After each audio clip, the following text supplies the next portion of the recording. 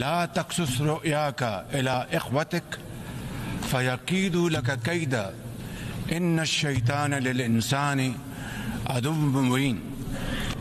صدق الله مولانا العظيم.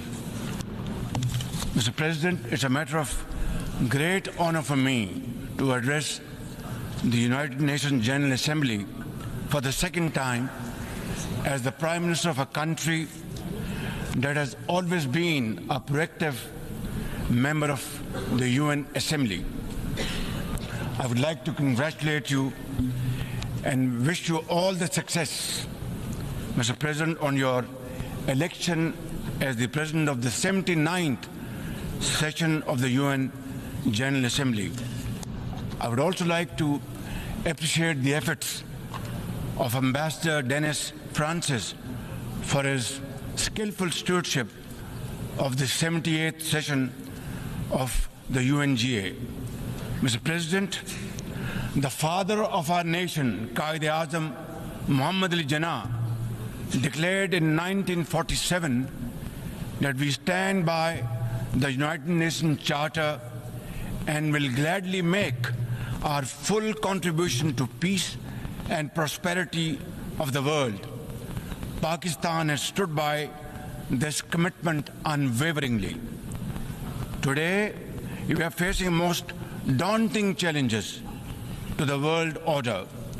Israel's genocidal war in Gaza, a dangerous conflict in Ukraine, destructive conflicts across Africa and Asia, rising geopolitical tensions, resurging terrorism, galloping poverty, stifling debt, and the mounting impact of climate change, we feel the chill of a new world order. In response to these challenges, our Secretary General Antonio Guterres called for the Summit of the Future. It led to the adoption of the 54 actions on development, peace and security, technology and global governance in the Pact of the Future. Mr. President, today I stand before you to express the searing pain and anguish of the people of Pakistan at the plight of the people of Gaza. Our heart bleeds as we witness the tragedy unfolding in the Holy Land, a tragedy that shakes the very conscience of humanity and the foundation of this institution. Mr. President, can we as human beings remain silent while children lie buried under the rubble of their shattered homes? Can we turn a blind eye to mothers cradling the lifeless bodies of the children? This is not just a conflict, this is systematic slaughter of innocent people of Palestine.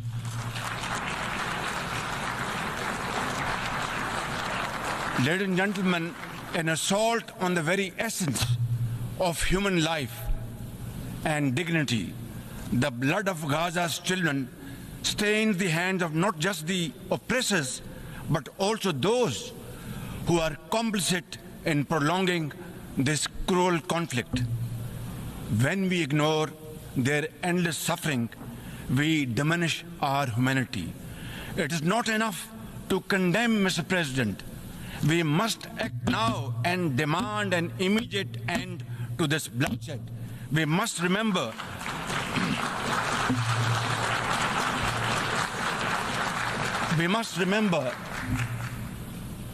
that the blood and sacrifice of the innocent Palestinians will never go waste. We must worry about their plight and difficulties and stand by them.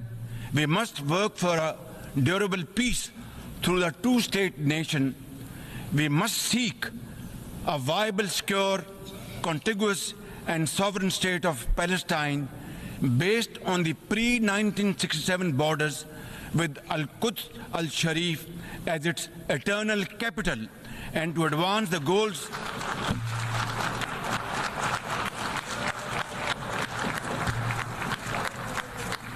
And to advance these goals, Palestine must also be immediately admitted as a full member of the United Nations. Mr. President, in a span of a few days, Israel's unrelenting bombing of Lebanon has killed over 500 people, including women and even small children. The failure to implement UN resolutions has emboldened Israel. It threatened to drag the entire Middle East into a war whose consequences could be very grave and beyond imagination. Similarly, like the people of Palestine, the people of Jammu and Kashmir too have struggled for a century for their freedom and right to self-determination. Instead of moving towards peace, India has resiled from its commitments to implement the Security Council resolutions on Jammu and Kashmir. These resolutions mandate a plebiscite to enable the people of Jammu and Kashmir to exercise their fundamental right to self-determination. Ladies and gentlemen, since the 5th of August 2019, India has initiated unilateral illegal steps to impose what its leaders ominously call a final solution for Jammu and Kashmir. Day in and day out, 900,000 Indian troops terrorize the people of occupied Jammu and Kashmir with draconian measures including prolonged curfews, extrajudicial killings, and the abduction of thousands of young Kashmiris. At the same time, in a classic settler colonial project, India is seizing Kashmiri lands and properties and settling outsiders into occupied Jammu and Kashmir in their nefarious design to transform the Muslim majority into a minority. This hackneyed tactic is employed by all occupying powers, but it has always failed. In Jammu and Kashmir too, it shall fail by the grace of God. Ladies and gentlemen,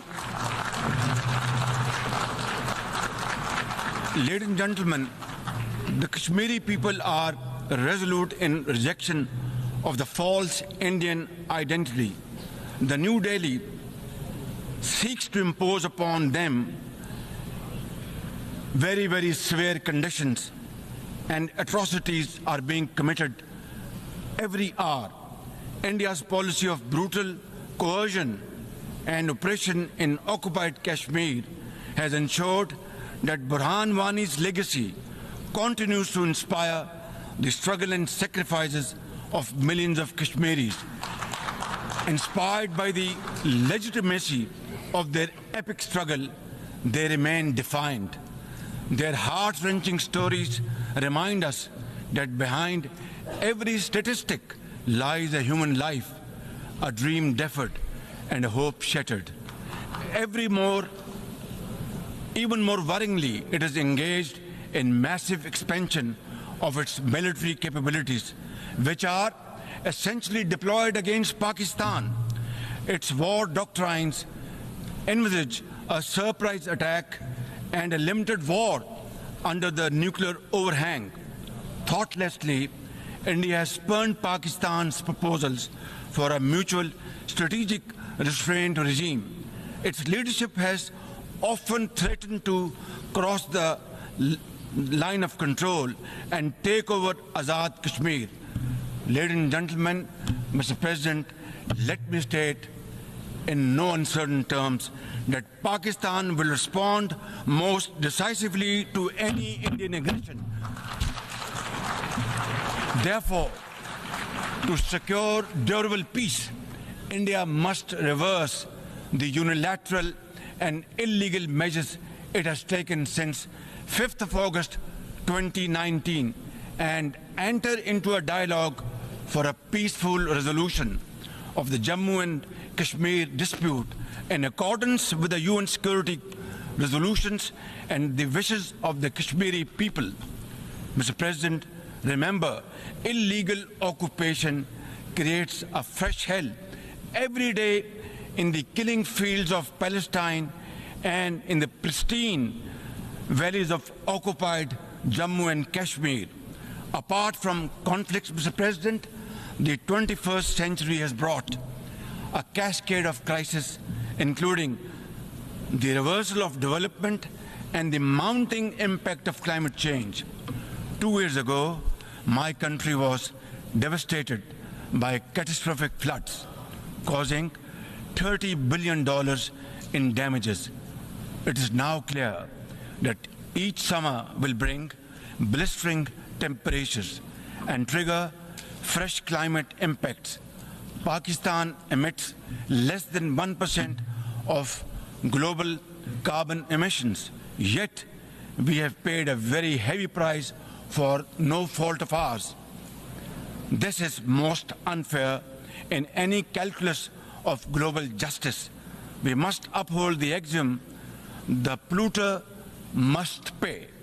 Ladies and gentlemen, Pakistan looks forward to fulfillment of commitments made by our development partners to support the achievements of the SDGs and climate goals, including a new annual goal beyond $100 billion in climate finance.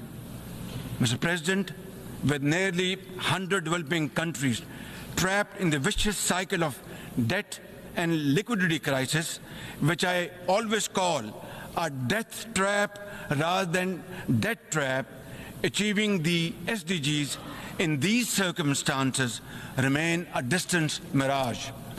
The international financial architecture, which the Secretary General has described as morally bankrupt, and the world trade and technology regimes must be reformed and aligned to promote development and global equity.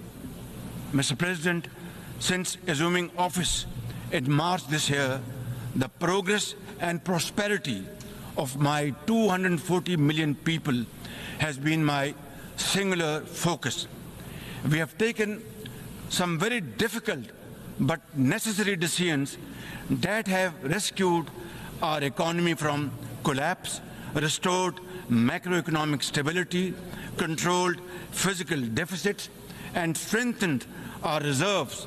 As a result, inflation has come down to a single digit by the grace of God, and the prospects for economic growth has revived. I would like to explain this challenge and the way we are negotiating, Mr. President, by reciting a stanza from a poem which enormously makes me very emboldened, very brave, and hardworking, and commit untiring efforts. And this stanza is a befitting example of hard work and, of course, facing challenges and then pave the way for success stories. And stanza is, when things go wrong, as they sometimes will, when things go wrong, as they sometimes will, when the road you are trudging is all uphill, when things go wrong, as they sometimes will, when the road you are trudging seems all uphill, when the credits are low and debts are high, when the credits are low and debts are high, when you want to smile but you have to sigh, when you want to smile you have to sigh, when care, read health, when care is pressing you down a bit, when care or health is pressing you down a bit, rest if you must, but don't you quit. This is how, Mr. President, we have learned to face our challenges and negotiate the most daunting challenges we have faced.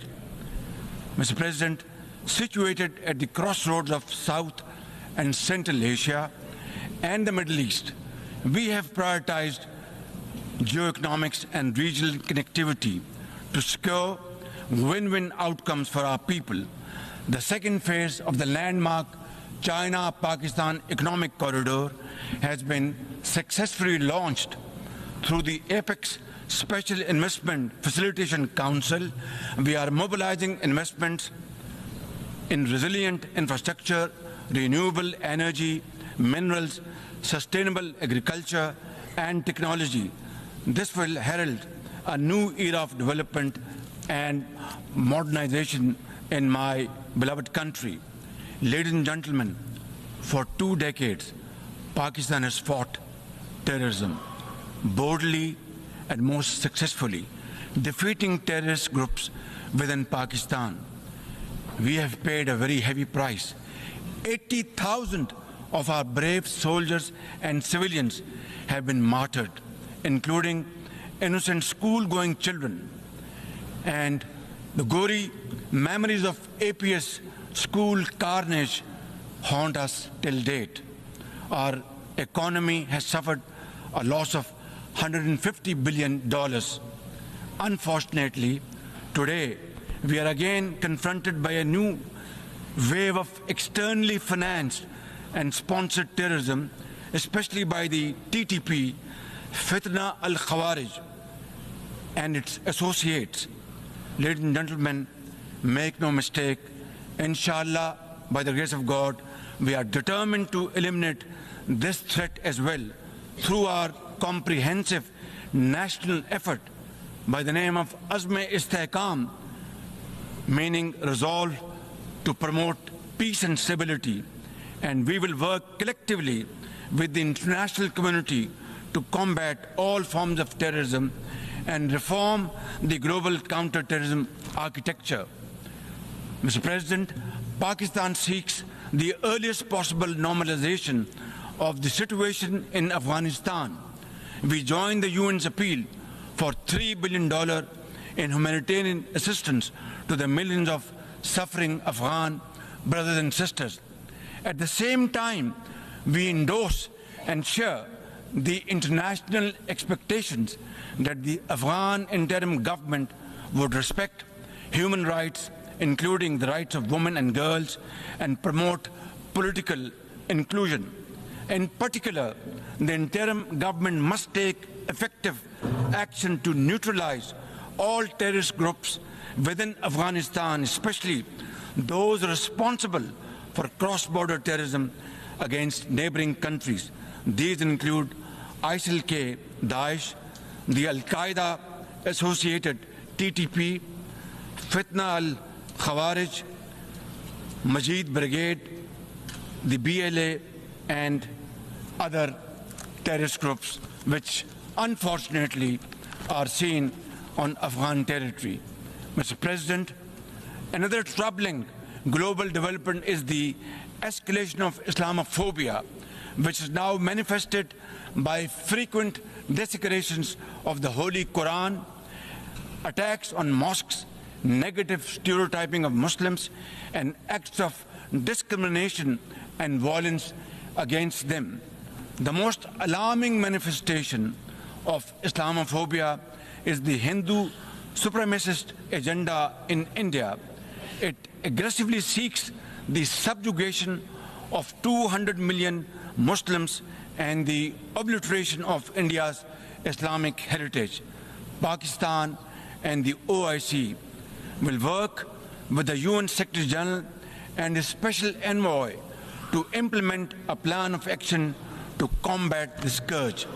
Ladies and gentlemen, Pakistan seeks an immediate end to the tragic conflict in Ukraine and its peaceful resolution in accordance with the UN Charter and international agreements.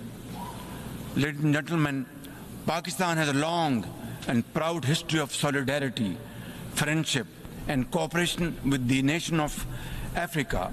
We will continue to cooperate with them to counter terrorism and resolve regional conflicts, including through UN peacekeeping and peace building in the region.